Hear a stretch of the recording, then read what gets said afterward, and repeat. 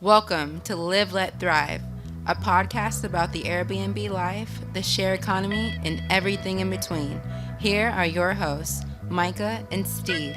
Hello, hello, hello And welcome back to another exciting episode of Live, Let Thrive. What's up, Myka, man? I am good. How about yourself, Stevie Stacks? Good. Trying to avoid this thunder and lightning over here. I'm on the second floor, so it's coming straight at me. Yeah, it's killing me over here. It's killing me. But we're bringing the thunder today because it's episode 92 of Live, Let Thrive, your favorite Airbnb, VRBO, HomeAway, Turo, Lyft, all that stuff. Share economy podcast. And we got a special guest Who from we got on today? Mr. Robbie King. Give it up for Robbie. Okay, off clap. What's up, Robbie? Hey, what's happening, you guys?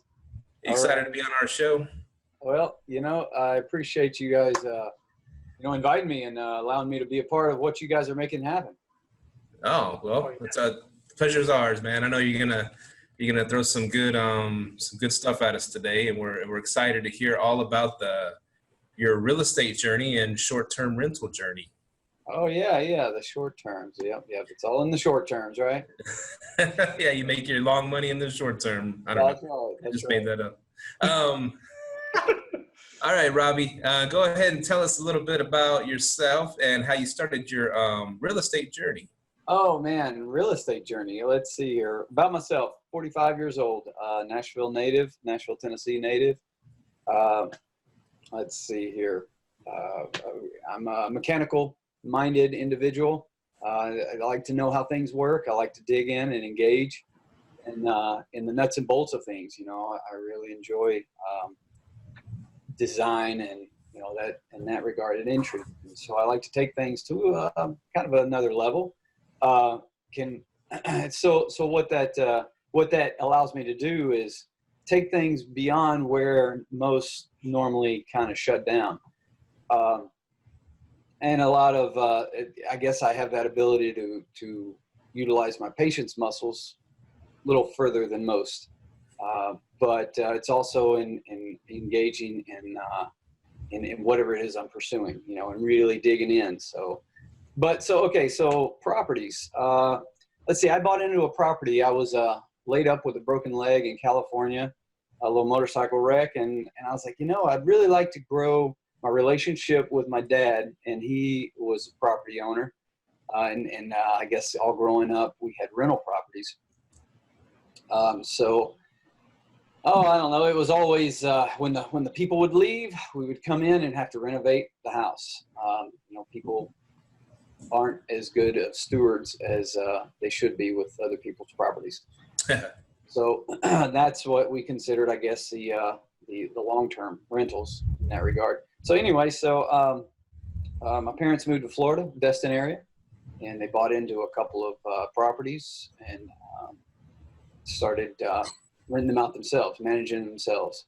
And so I kind of came in with my paradigm of, I want to buy in, but I want to try and learn what build that bridge, that bond with my dad and what he had experienced along his growth walk opportunities. And what year was that about? That was 2001. Okay, cool.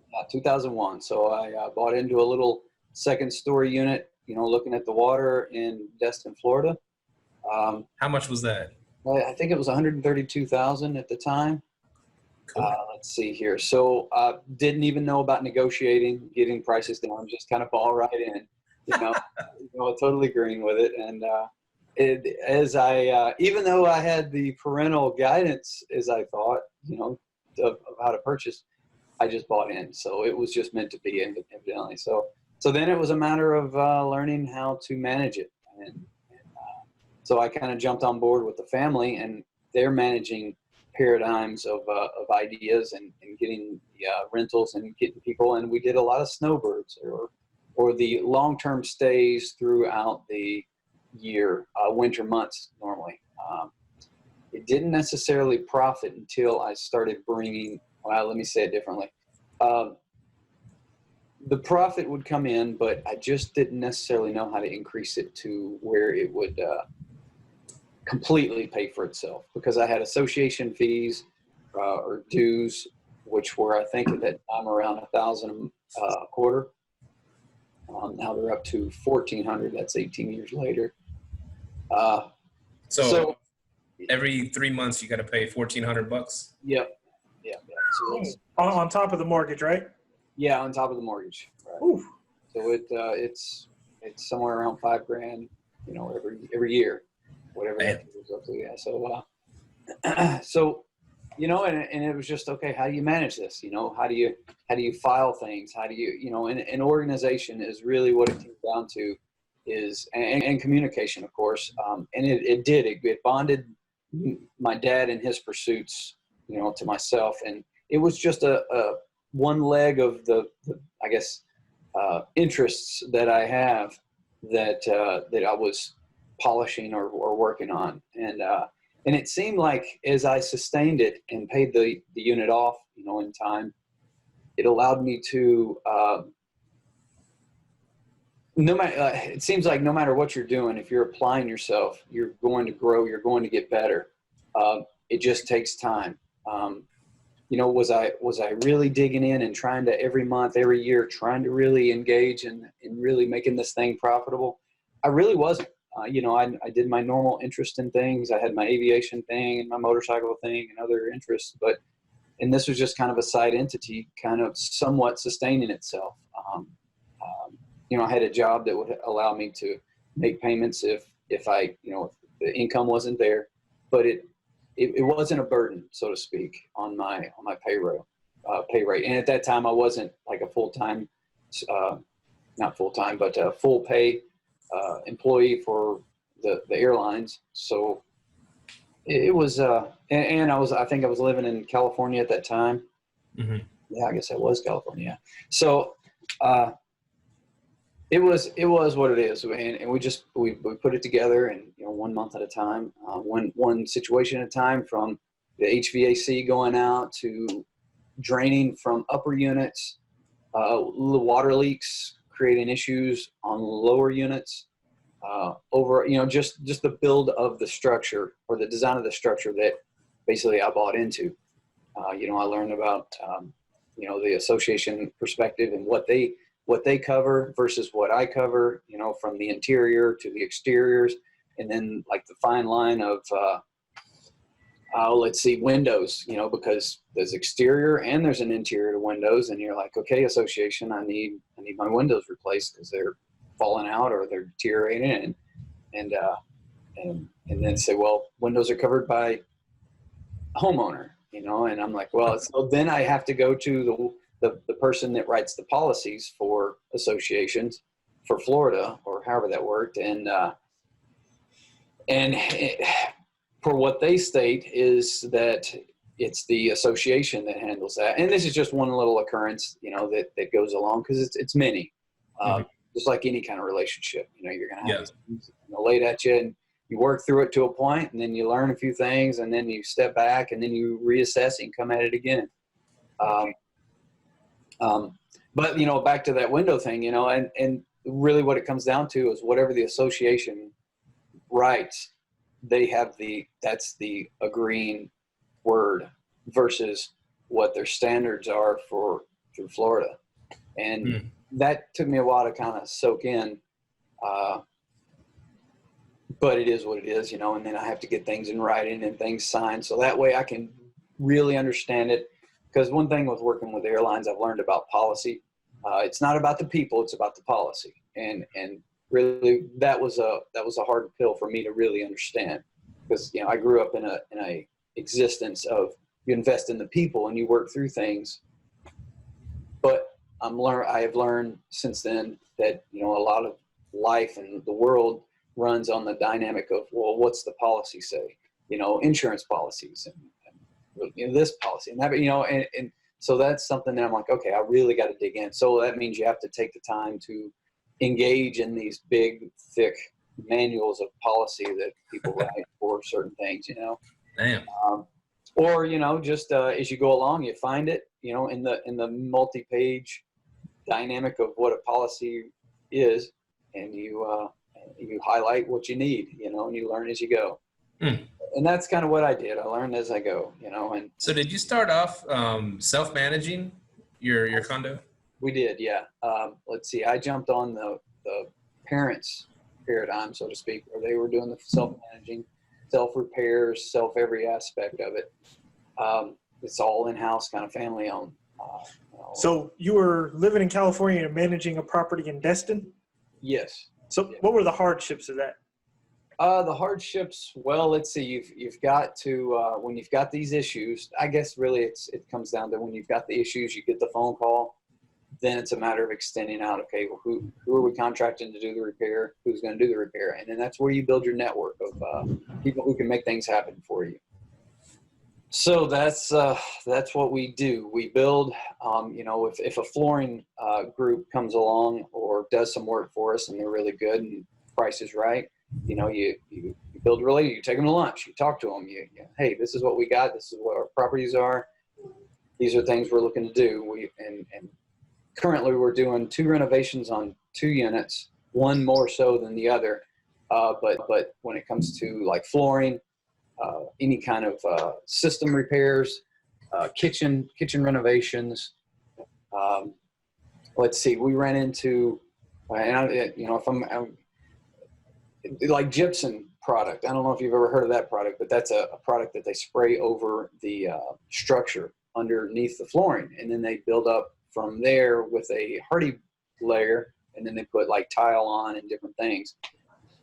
What I had encountered there was this stuff breaks up underneath the flooring or the tile or the carpet, whatever's laid, and you know, those kind of things. And that can add a $10,000 expense onto just putting new flooring in.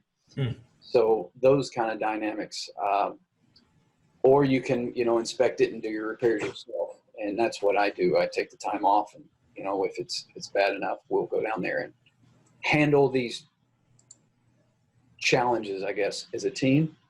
Because, you know, that whole multi-mind, you know, pursuing one goal is how most things are created. And see, I know you from American Airlines. We worked there together, yeah. And so it must be a big help that you can hop on a plane and go check out your unit yourself, right? That's right. And that was one of the facets that I had to, you know, for the decision. It's like, well, what tools do I have in the bag to pursue this goal? You know, what can I do? You know, at that time, I think I had like flexible shifts and 4-day work weeks, and, you know, a lot more flexibility to work with. And of course, those things have changed, you know, like you're, sometimes you can't necessarily hop a plane and get there, you know, so you've got to build a relationship with your HVAC guy and your flooring guy or your drywall guy. And really, there's only a few that you really need, because when it comes to big projects, you've got multi in there as well. You can, you know, hire like a general contractor to do everything, versus specialists at specifics. Yeah. So usually when it comes to that, you know, and you take your couple of weeks off work, like vacation style, and you just go down there and you just knock it out. That's cool. So that's how we kind of overcome situations like that, the big challenges that come along. So big question I got is, this is 2001. This is pre-Airbnb era, right? It is, yeah. And so how did you find renters, and how did you manage calendars? How did you do all that before they had this, you know, nice little app we could do everything on? Right. You know, we had large rolls, laminated rolls of a year, you know, per month. And it was, you put a hash where the check-in and check-out is. So, you know, the checkout is, I guess it's 11 a.m. on the checkout, and then check-in is 4 o'clock or something like that. So you have that hash, you have that 5-hour window to get in there and clean and repair and do whatever between guests. As far as marketing, anything you could, from banks to, because we didn't really have online potentials then. A lot of it was word of mouth, and then the snowbirds, they go back and then they share with their friends. And the idea was to always have a log or a register on the table to write, you know, for people to write their informations, and then we would collect those, and then we would make cold calls throughout the year. Hey, this is, you know, Destin calling. Just wanted to see if you wanted to come back. and this is how we are, and this is what we got going on. How have you been? Take those moments. And of course that could go into a couple of weeks, but that's what you do. You've got to you've got to plant the seed of interests, with these previous guests. So could you explain the term snowbird? What does that mean? All right. Snowbirds are people from, I guess, from colder regions, climates that sometimes Michigan, just upper portion of the United States, and therefore, up into Canada as well. It can be up from other countries. The term is for month. Basically, they come in for whole months, usually multiple months. And the idea is to get 2 months out of every snowbird versus just 1 month, because a lot of times they'll come down for the 2 month period or 3 month or 4 month, depending. And that usually starts around January, the beginning of the year. Is when they'll come in. We've had some that come in November, and then they'll stay till March. That's a rarity, but it's good income. It's a solid, rent, or it's a solid income for those months that they're occupying the space. And of course, when they're there for that long, you knock on the door, you talk to them, you get to know them, and of course, at that time, before we had like the Airbnbs and the onlines and the property managing, or the managers, you got to know them. You knocked on the door, you had dinner with them, you engaged with your guests,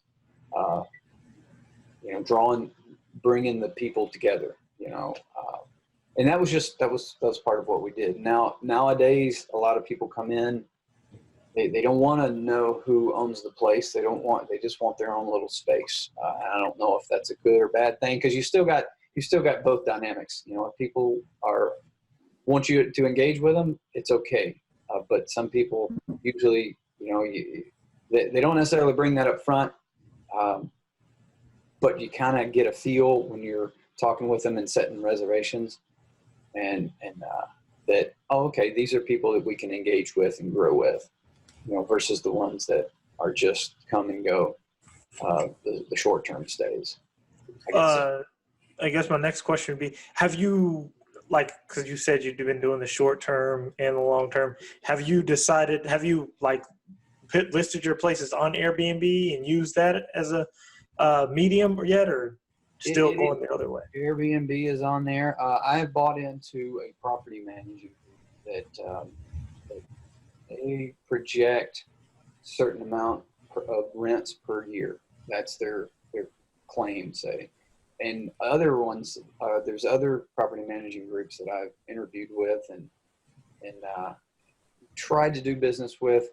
They actually project we will get X amount of dollars and up. And I'm like, well, okay, that's great. But a lot of times you're filtering out the good, the truthful versus the quality, I guess, because you've got people that'll tell you the world, but then they'll deliver what they'll deliver, which usually is less than. So it's more about, okay, well, that's good. And then we've also run into guarantees. Well, they'll guarantee X amount of dollars per year for your unit. But a lot of times, it's like, show me, don't tell me what you're going to do. Just show me what you're going to do. And those groups can, let's just say we've never gone with one that projects that much, because there's always something that makes the relationship fall apart. But yeah, the Airbnb, we're with a group called Southern Vacation Rentals currently, just signed on to them, and negotiated the management fee down, brought in multiple units to get that management fee down. And what's the fee? What's the percentage they take? It's 20%. Okay. Okay. Yeah. So and what you can do, you can leverage because they don't know what you have and what you don't have. So that's some potential of, you come in and say, hey, I've got this one unit. I want to build a relationship with you guys. What's your lowest that you can, charge for a management group fee? What's the fees? And between 15 to 20, but then you bring multiple units in and it gets lower. you can negotiate it down. And then as I understand, more units you bring in, and it doesn't even have to be your units. You can take responsibility of someone else's and kind of, I don't know if that's called micromanage it, so to speak, to where you could, because if you're good at something, usually people want to jump on board with you, especially if everything's transparent, and how you're stewarding the property. So I guess what I'm, in addition to that, is Airbnb is one of, say, 7 media platforms that the Southern Vacation Rentals and majority of them utilize to get the information out there on the property. So the property management company, because I always have a question for that, because of the short-term rentals, because it sounds like you're more in a vacation rental destination. What do they do that you can't? Really, they handle, and I guess the long of it is they handle the money. They handle issues where the 3 a.m. phone calls, they have linens, extra linens, and the things that, that we have stock of, but it's not in a, let's see, like a linen program. We don't have hundreds of sets that are going through a cleaning service. We have personal items that we've bought, or we did bought when we were managing. We would take back and wash them in our own washing machine, and then prep the facility or the unit back up for the next guest. So it takes a bit of burden away, so that way you can somewhat live, so I guess it's just less burden on you on the daily.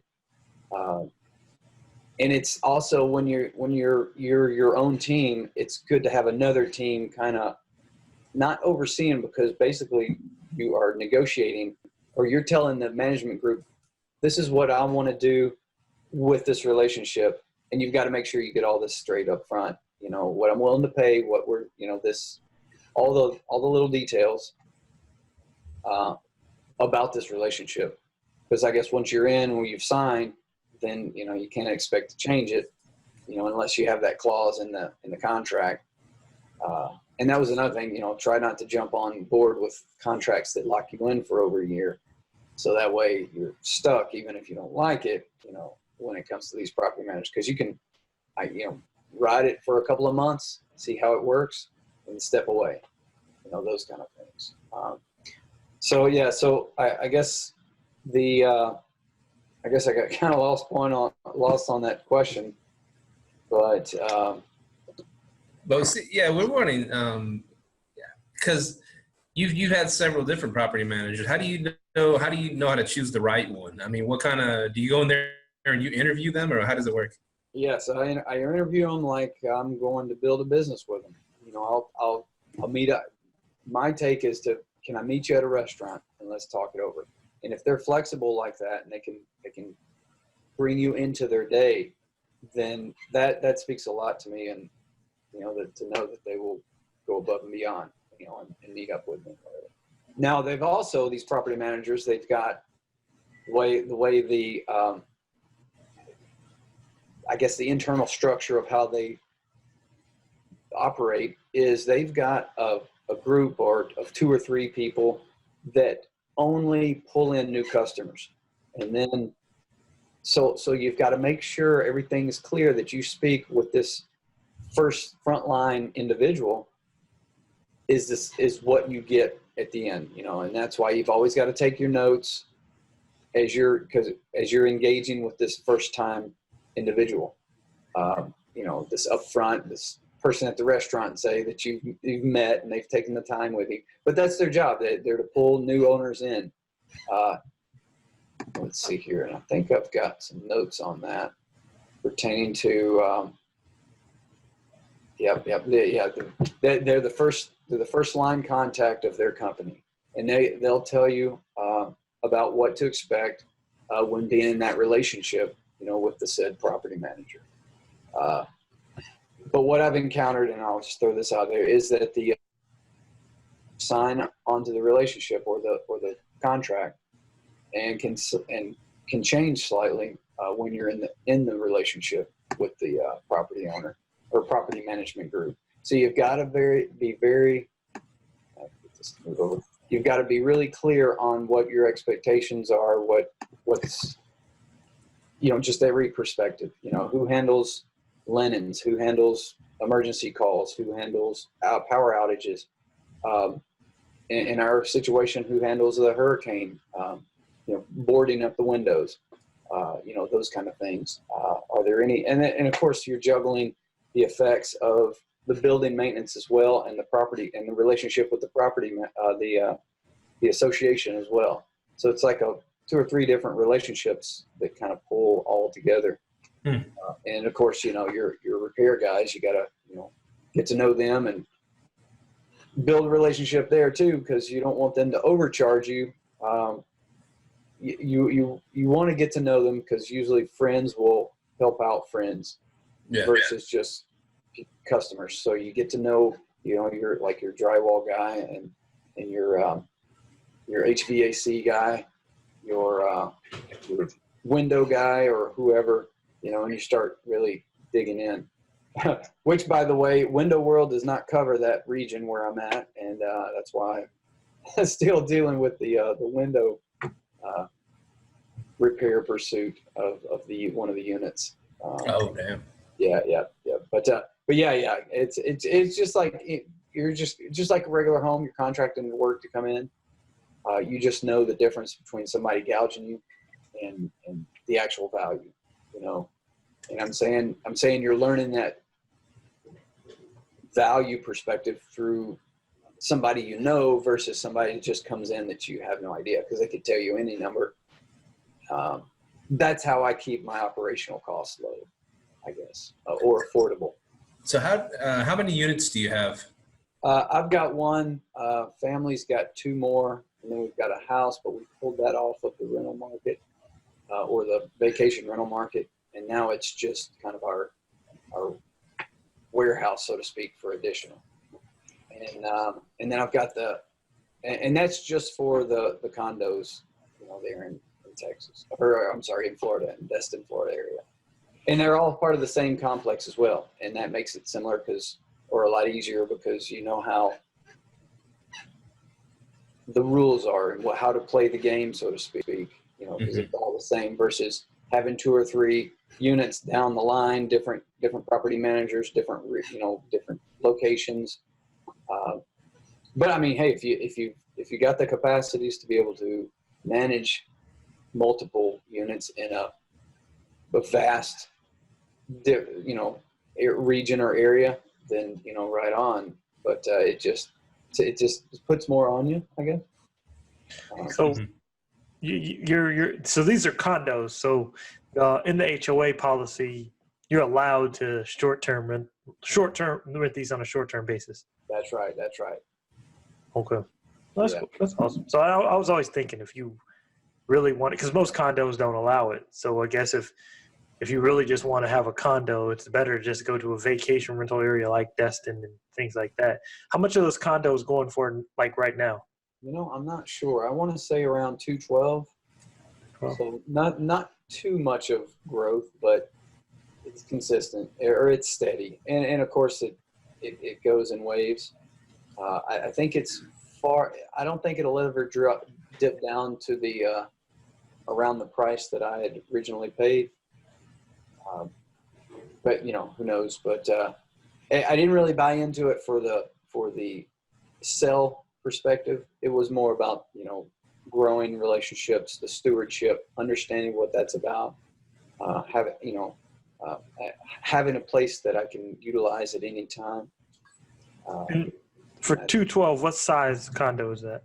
This is 1 bedroom, sleep 6. It's got a queen bed in 1 room, bunks built into the walls of the hall, and then a pull-out sleeper sofa.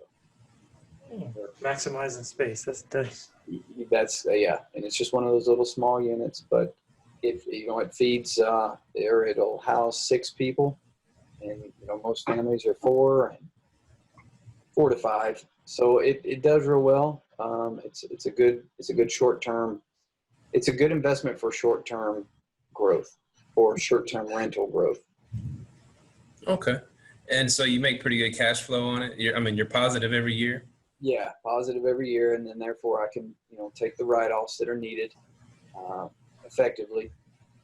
Let's see, even back in when it wasn't so much, and I say when I was making the payments before I paid it off, it allowed me to, take the write-offs, and I think with that it was 3 years of write-offs. I think in the beginning that I could take off, pretty heavy write-offs in the beginning.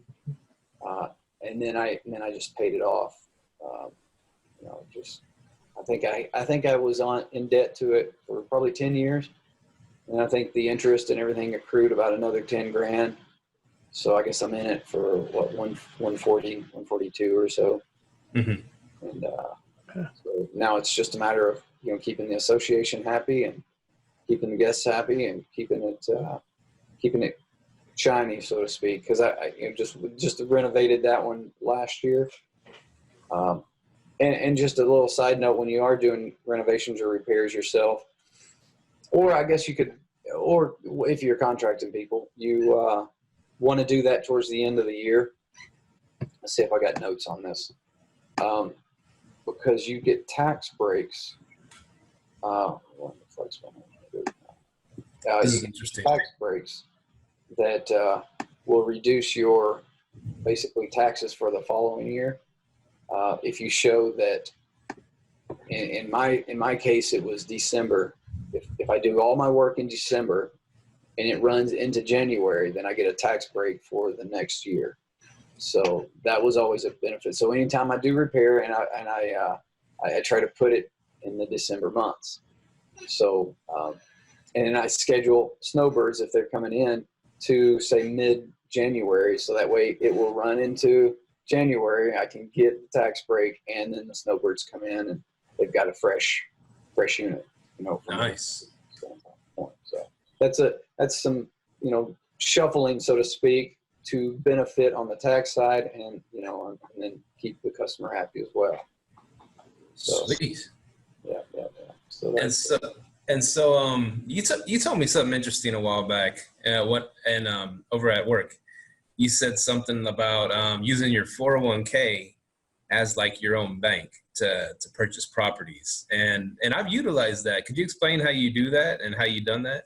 Yeah, well, let's see. Your 401k, that's most companies offer a 401k, so that we don't have to deal with, I think it's pension or whatever. How do they call that? But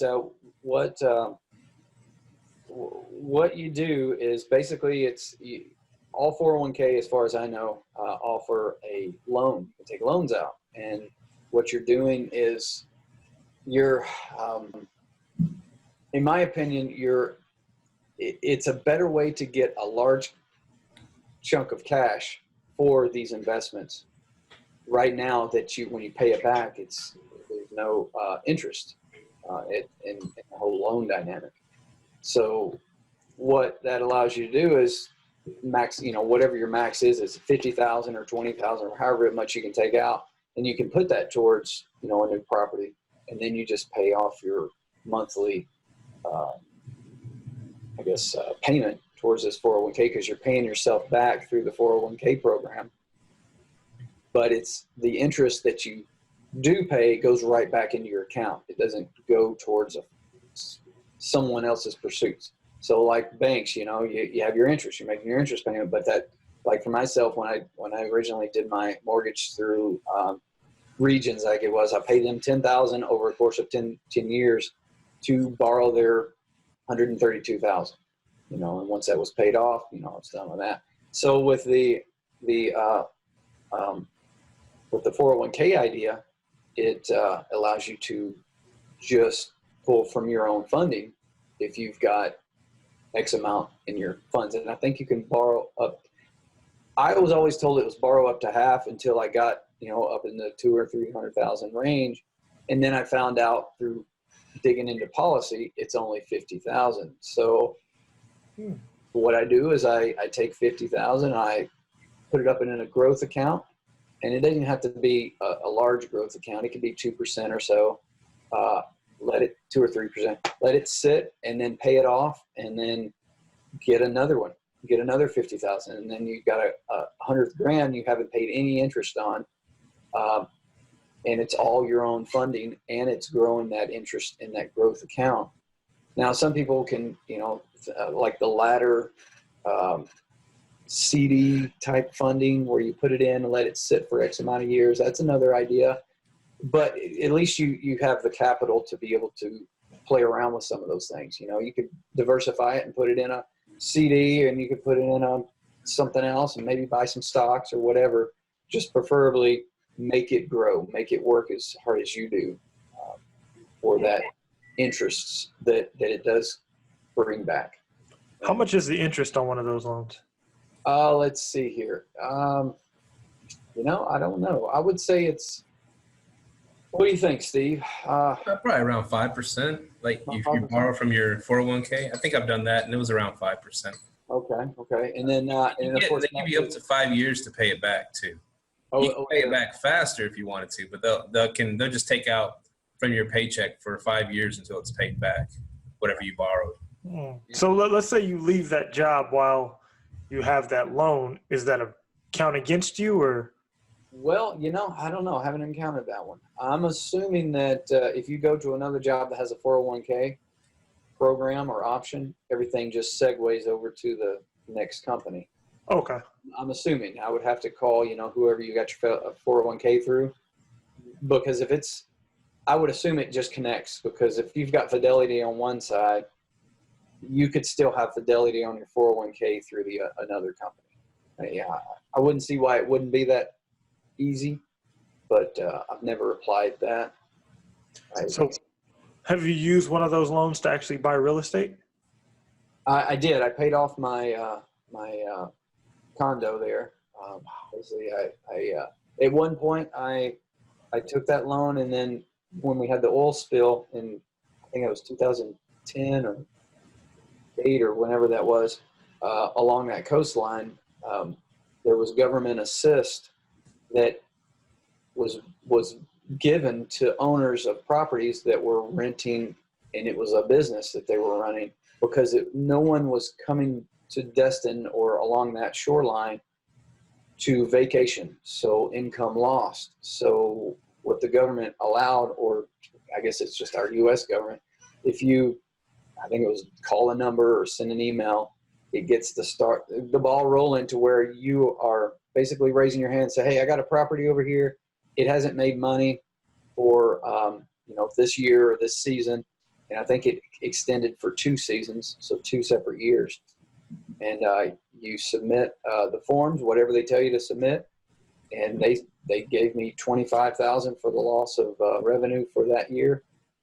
So I put that onto a $50,000 401k loan and paid the property right off.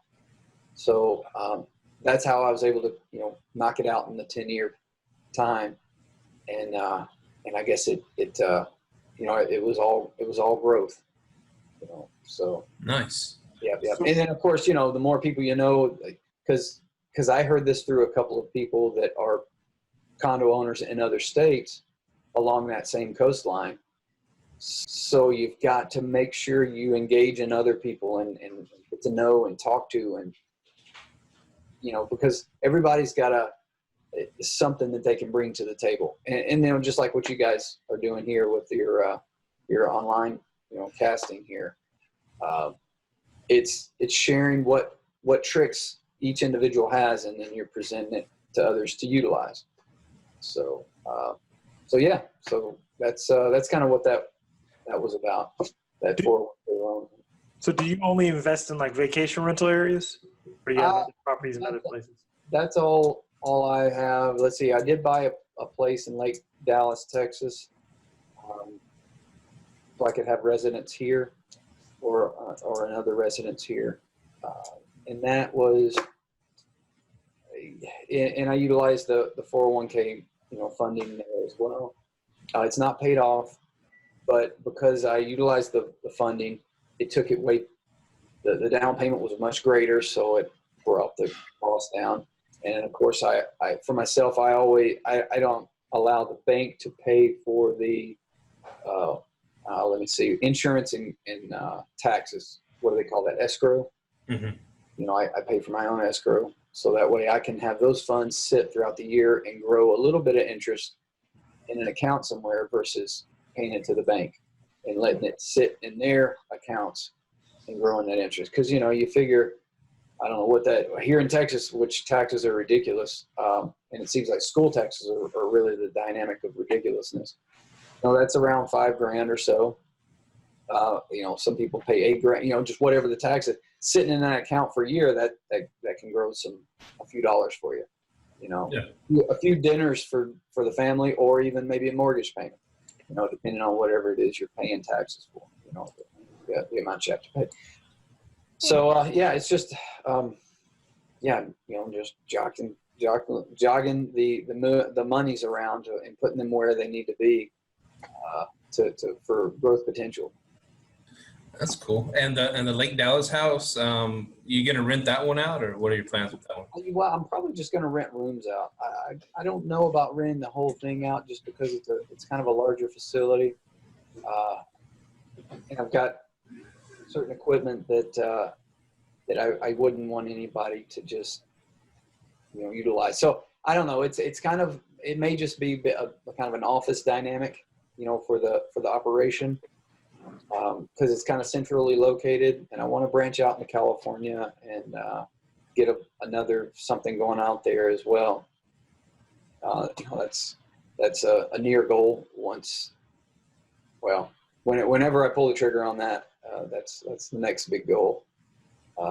But then with the Lake Dallas house, property, it needed some work, so I wanted to learn more of what home ownership is about, and working on things, and, you know, kind of sifting through and fixing things. I wanted to know about plumbing and rewiring and gas lines and gas pressures, and, you know, and insulations, and what to use, what not to use. Ridge vents. I've learned about ridge vents on this new property, and that was kind of interesting. You know, how the heat transfers up the roof, and then you just all that dynamic. I'm intrigued by that stuff. So I bought a property that I could work on, and that's what it was. It was a bit beat up, but livable. So that's what we did. So that's kind of like your school right now, fixing that house. It is, yeah. Instead of having to buy into school, I guess I'm buying into it anyway. But I come out with a piece of property that's, you know, done a specific way, or how I like it, so to speak. Now tell us about, you told me before about, you know, having properties helps your tax burden. And you told me pretty much, you said write off everything. And what do you mean by everything? How do you do that? Well, as I understand, when you have income coming in that, and I don't want to say, because I don't want to say something outside of a CPA perspective, but yeah, we're not tax professionals here, so that's right. If I'm getting income that I can write things off on, then I'm going to write it off. I'm going to utilize it. You know, and in this case, I'm learning things. I'm buying tooling. I'm buying materials. Those costs go towards this particular property. Now, if I've got a property, like say a property in Florida that is making money, now can you take a receipt or a write-off from one property and put it on another because it's under the same umbrella, you know? And that's something you'd have to ask a CPA. But from like watching and seeing how American Airlines operates their organization, I would say you can. Because I see a lot of pulling from one aircraft issue and putting it on another, and, you know, and I'm sure there's monies that are, you know, Lawyers. Yeah, exactly. Exactly. They pay for the lawyers. That's right. But yeah, that's what you try to do. You know, if you've got like the condo and the repair, you know, you put it at the end of the year, it's a $10,000 repair. You get that write-off. You put that in because you've got a loss of income for that little window. You get a reduction of taxes that you have to pay for the following year, and then you write it off to your CPA. Then this is what I spent for this pursuit. Based on the guidelines of what they said. So, and of course, with my CPA, I throw it all out there, and what sticks, great. What doesn't, I just sweep up off the floor and put it back in an envelope and save it for the files, So, so that's, if that makes sense. So the current house you're living in, is it going to be a live-in flip or just something you fix up and live in? I'm just going to fix it up, or in the process of fixing up and living. Okay. It's a live-in current, but it needs work here and there. A lot of exterior land work. I bought a facility that had a putt-putt golf course on it and a mini go-kart track on the facility. So, but it backed up to core land or BLM land, or depending on what region you're from, they call it different things. That's land that circles or is put around usually bodies of water that can't be built on, and therefore your backdrop is not another neighbor and a fence. It's just woods and creeks and wildlife. And so I shopped around, say, the DFW area, trying to find what was a good property that there's really nice or core land behind the property, and that was kind of my keen idea. I want to get that property, but then I want the backdrop to not be some other neighbor that, whatever. So I didn't really buy into a neighborhood. It's more kind of country living, yet still kind of close to the city. That's cool. And where in California were you planning on investing? In the Corona area. It's just off the 91 in Riverside County. Isn't it super expensive over there? It probably is.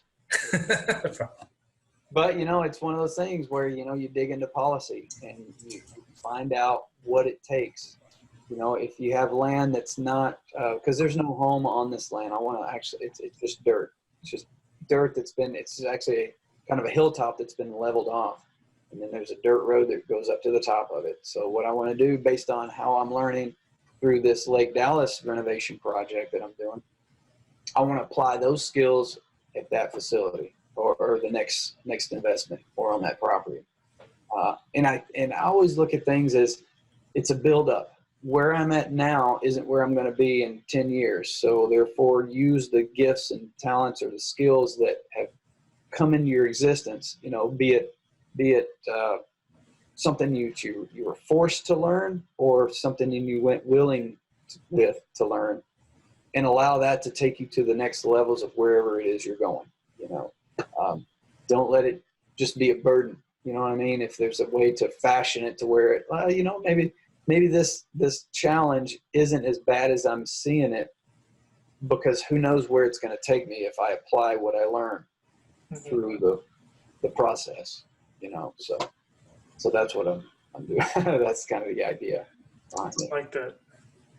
That's cool, man. Yeah. Go ahead. Oh, what were you saying? Oh, no, I was just thinking where we start in the kindergarten and then work our way up to the 12th grade and then in the college. It's all a progression, and you use what you previously experienced and learned to the next phases. So using that same dynamic in life investment choices. Nice. Yeah. And you got your mechanical brain working too. Yeah. I got the gears are turning. Trying to keep that going. But yeah, and to kind of rope back in on the Airbnb dynamic, it's really just all transparency. I stayed in an Airbnb in Florida when I went down to what was it? Was it Tampa area? I think it was. Yeah, Tampa. Just a few months ago to vehicle shop, and stayed in an Airbnb, but just there, the communication wasn't there. So I got left out, and no place to stay. But then at 11 o'clock at night, I got a call, and then there was a place to stay. So so transparency, especially if you're going to be a part of that Airbnb dynamic and really take people in, just know that, they're coming, the guests are coming from have no idea what you're about. And, I know that you can read up about the person and you get a little information on the person, but, if you've got the property in your Airbnb and 2 guests, make sure you're double time on transparency and clarity and communication. So that way the guest will give you, positive reviews and makes things smoother.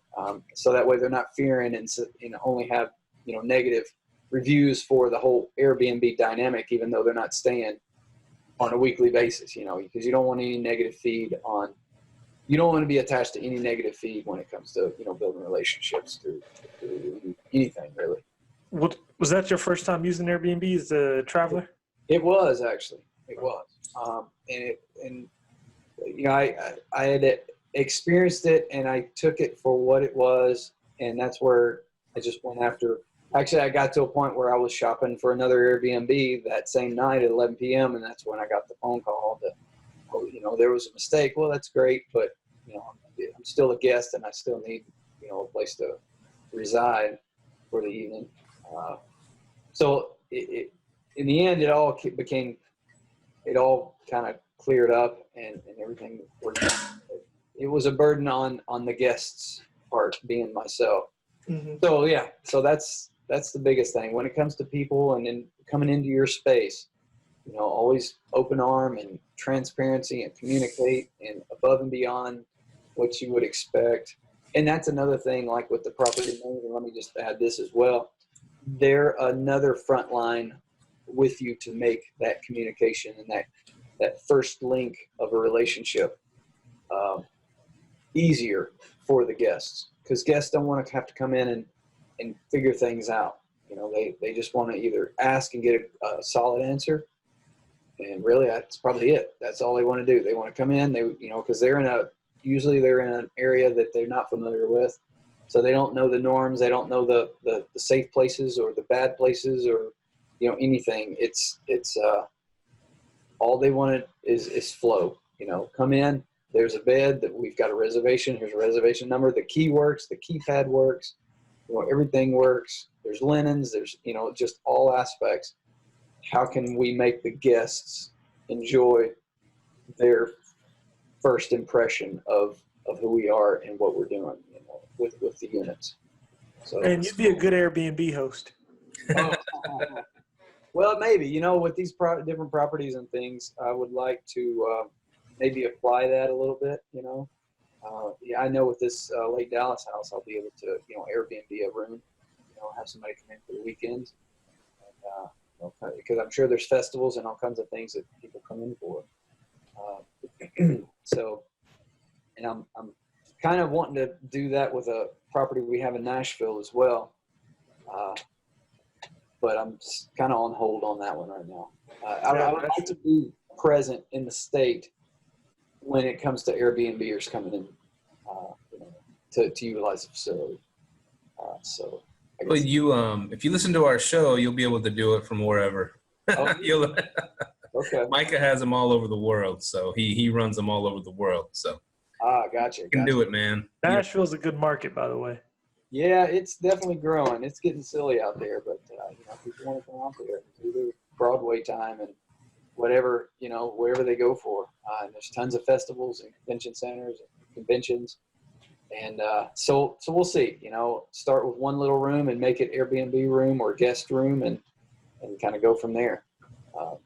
So I may have to get some questions, or I may have some questions for you, Myka, man, on when it comes to, how do you have a place that is normally sitting where everything is versus having people come in and, use it for their own good, I guess, their own stay, their own interests, and how to properly set that up outside of being there with them. Because as far as I understand, I thought Airbnbs are people are still living in the facility. and you're just renting one of the rooms. Well, there's different aspects of it. There's home sharing, which is where people living in the rooms, is what I used to do with my upstairs in my house. Then there's the short-term rental, you're renting out the entire place aspect, which I've done pretty much every aspect of it. But doing it from afar is rather easy. That's what I was asking about. That's really was what I was getting to with my question about what does your property management company do that you can't? Because everything's online nowadays. You can automate anything, messages. If you just need, like literally on Airbnb, for example, we're just going to focus on Airbnb. Like on Airbnb, you could have your maintenance man just be a part of your team. And if they say something is wrong with the maintenance, like something's broke, your maintenance man can see it and go out to the unit. You could have your maintenance man on there. Like I have a listing manager. I have a property manager for one of my properties. You know, they can just look at the messages, and if they see it's their turn, they're up. They go fix up the unit, do what they need to do. But yeah, it can be automated. It's really easy. Messages can be automated to a point where you only respond when you need to. You know. I see. Okay. Well, that's do you find that your contractors that come in overcharge for what they're doing? I think that comes back to you finding the right person. Okay. They will, if you don't know the right person, find the right person, see what they'll charge you, let them know what you do, and try to get them familiar with the platform, get them on the Teams app, you know. It's so many different ways to do it, you know. And then with things like, I think they have apps like Homey where a contractor can come in by the hour and you choose which one charges what per hour. You know, you can use Homey, you can use, man, it's just a lot of different ways to find contractors. Thumbtack, you know. I see. So I could put my interest or services on to say Thumbtack or Homey or whatever, and come along and assist others in maintenance issues. Yeah. Oh, cool. That could be a little side something as well. Oh, yeah. We're actually having a guest on next week who's actually going to be talking about that stuff. So you won't want to listen. He's made a whole living off using Homey and Thumbtack and TaskRabbit. So. Because we interviewed the Homey founder, right? Is that who we interviewed? The Homey founder, or one of those apps that does the home repairs or whatever. Really? And you tried to use them one time. Remember? You said you tried to use that company and they actually took a little while to get in there or something like that. You told me something. Yeah, it's about finding the right person. But yeah, it's just a matter. Homey is like, it's just a matter of finding the right person. Like with Homey, Thumbtack, the reason why I like those apps is because they have reviews. And the reviews are everything. Like, I know this person's good, you know, so. Based on someone else's review. Exactly. Or multiple reviews of that particular individual. Correct. So, like, I just hired someone off Fiverr to run a task for me. I seen he had 96 reviews, all like 94 of them were 5-star. So I know he's pretty good, you know. I see. Okay. Yeah, we'll hook you up, Robbie. We'll get you going, man. You won't need to pay 20% of your hard-earned money anymore. Sounds great. That's actually what I was getting at. All right, I'll give you a 5% cut on that. Well, one thing I always ask, like we ask guests, what's a tip that they've used, you know, in their, well, we always, you know, Airbnb journey or their rental journey or real estate journey. What's like one tip that you could give to the audience? This is like a Robbie tip. This is something you've discovered over your years of, you know, doing this, and just like one thing you could tell them that's like, wow, you know, that's pretty cool. That'll help them a lot. Oh man, from an owner's perspective or a guest perspective, let's see here, two different facets. Let's go with owner's perspective. All right, owners is, man, you know, and I guess this would blanket the guest as well. Ask questions. Have a out of the box way of, let's see here. Always ask questions. Like there are, like for some property managers and some, there are options that aren't presented until you ask.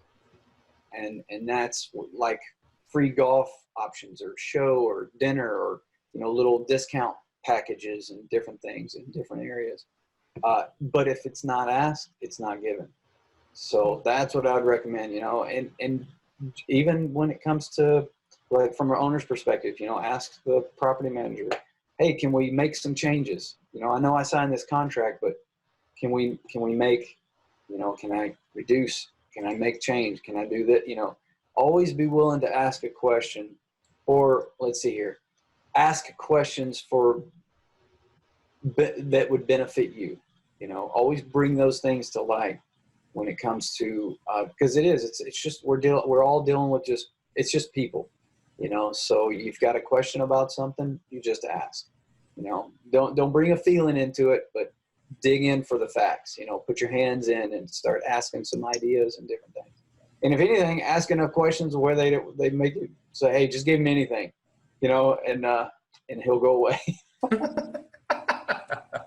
Be the squeaky wheel, right? Yeah, whatever it takes. But that's the one thing. It's just ask questions. If you got an idea, hey, about this, and ask for what else is included. Mm-hmm. Because there's always something that you can find that'll be a benefit to you, especially if you're paying out money. Cool, man. So where can folks find you or get a hold of you, or if they have a question for you or something like that, if you'd like to share something? Oh, let's see here. Well, I'm an open book kind of guy. So my phone number, if that's what you guys do, or emails, I don't know what's better. The email would probably be good. Okay, I'm at, let's see here. I guess we can forward that over to, which email would that be? I have your email. Do you want me to put that link on the show? Yeah, for sure. Okay. I'm going to put Robbie's link to his email on the show. Yeah, and and if you want me to put a link to your Destin properties, I'd do that too. Maybe someone could rent them out. Okay, well, because we still manage them ourselves, in the sense of if we owner book, we're not paying the 20% fee. Nice. Still on the side, and that's something that we presented to the in the contract. We still want that capacity to owner book. So if people contact me and say, hey, we want to stay at your place, that's no percentage off the income. Nice. So we still utilize those tools that we built up. So we'll put some links to his condos down there, and of course, me and Myka get bro rates going on, so it's all good. That's right. Yeah. You're going to be able to stay in and give it a test stay. So I'll do that for sure. Well, it's been a pleasure, man. It's been great talking to you. We've learned we got some good tips from you, and we wish you luck on your further real estate journey. And yeah, man, it's been a blast. Right on. Well, it's good talking with you guys. Good to meet you, Myka, and see you around. I'm always open, man. Just hit me up anytime. You know how us night shifters are. We're 24/7 operation. Whatever it takes, Heck yeah. All right, man. We'll talk to you soon. Take care. Y'all take care. Thank you. Bye. Bye. Now, that was episode 92. 92. We had the great Robbie King on. That was good. Yeah, so you can catch us at liveletthrive@gmail.com. Hit us up on IG. We always got some IG stuff popping off. I've really been trying to grow that. So, yeah. Where else? Facebook, YouTube. Definitely check out the YouTube channel. Go subscribe, like, all that good stuff. Subscribe on the point where you look up Live Let Thrive and you'll find us. We're pretty big thing now. Yes, sir. Yes, sir. Just remember to rate us, like us, all that good stuff on all those channels. And this is Live Let Thrive, and we are out. Later. Peace. Thank you for tuning in to this week's episode of Live Let Thrive. Be sure to tune in next week for all the latest in the world of Airbnb and all that entails. Bye-bye.